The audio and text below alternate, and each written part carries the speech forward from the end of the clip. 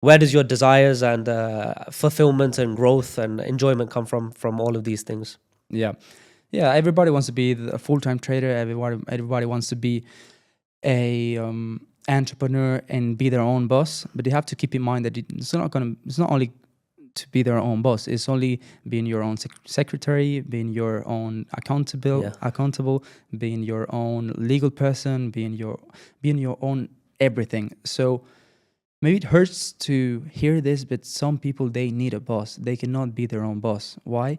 Because of course you can have the freedom of not having to follow the instructions of a higher level telling you what to do, but that only helps when you are disciplined enough to think, okay, I have the freedom, I can do whatever I want, still I decide to do what it needs to be done. So it's not an easy journey, and it's a big self-recognition, internally. You have to recognize yourself and really evaluate and say, okay, am I really ready to not have a safety net behind me, not have anybody that says what I need to do, and still perform at the same level? If the answer is no, then you need a job. You need a boss, and it's completely right. But if you think that you're gonna stay disciplined and it's not an easy journey. Long story short, it's completely not an easy journey. I think that everybody that could watch social media of a person like me or like you, everybody will say will quickly change lives, but I will highly recommend people not to change lives with me, because it is a highly stressful environment. It's a never-ending solving problems situation. So some of the people that may have listened, that you are listening, maybe you are like me and you really want to pass through this hard journey, because it's gonna make your character and it's gonna really forge you as a man and as an entrepreneur. But those who just want the freedom and the social media status and the money, being young, they're completely off. So, On the show, I've had people that have reached wealth, and I've heard it online too, that the wealthier you get, the more desirable it becomes on social media. And as you mentioned, people will want to have your life from what they see online, but behind the scenes, you would say you wouldn't recommend the swap. But I'm sure there's a point where things were getting better and you were getting happier and happier, and then it got more stressful, even though the money went up the whole way. What is that sweet point where you have the freedom without the stress that you later on incur as you get more and more into the entrepreneur and trading space? yeah, this is very important to consider. And you have to, the younger you are, of course, the better. That doesn't mean that if you are older than me and older than Waqar, you cannot compare it to other people to frustrate yourself. You have to compare it only to motivate yourself. But let's say from the 20s and 30s, from 20 to 30, those are the building years, or 25, 35, those are the building years. So I will not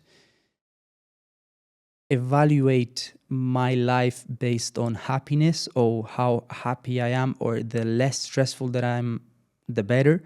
So I will not say it's a bad thing.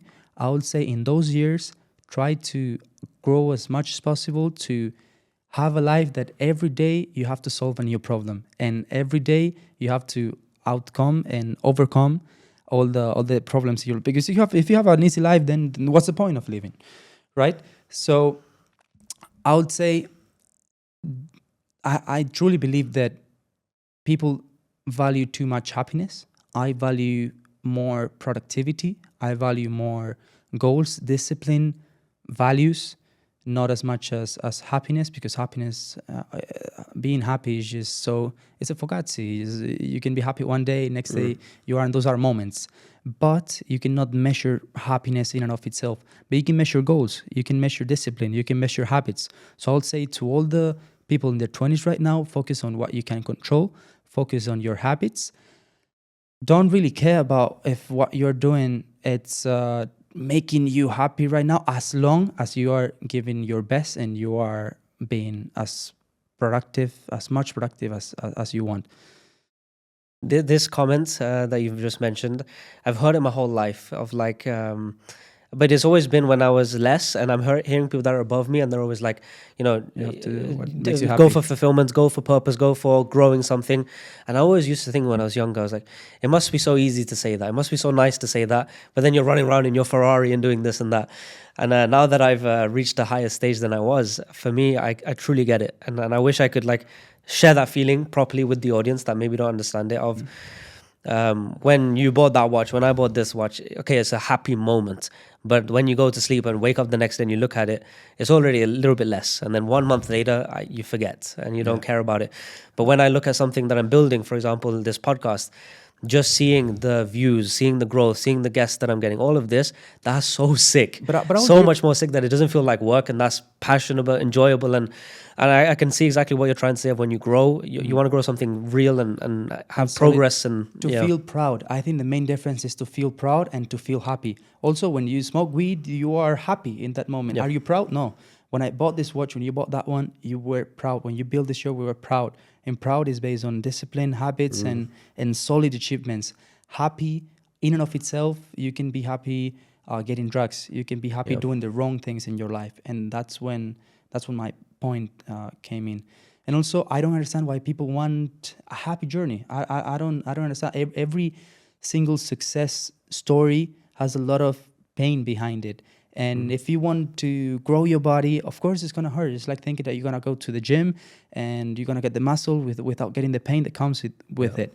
So, but when you somehow extrapolate that into the entrepreneurship life, people doesn't understand it. They understand that, of course, you're gonna have sore muscles, you're gonna get tired after gym, and that's part of the journey. But once in the entrepreneurship journey, they face their own their first adversity. It seems like it's not it's a bad thing that they're doing, and of course not. It's just part of the journey.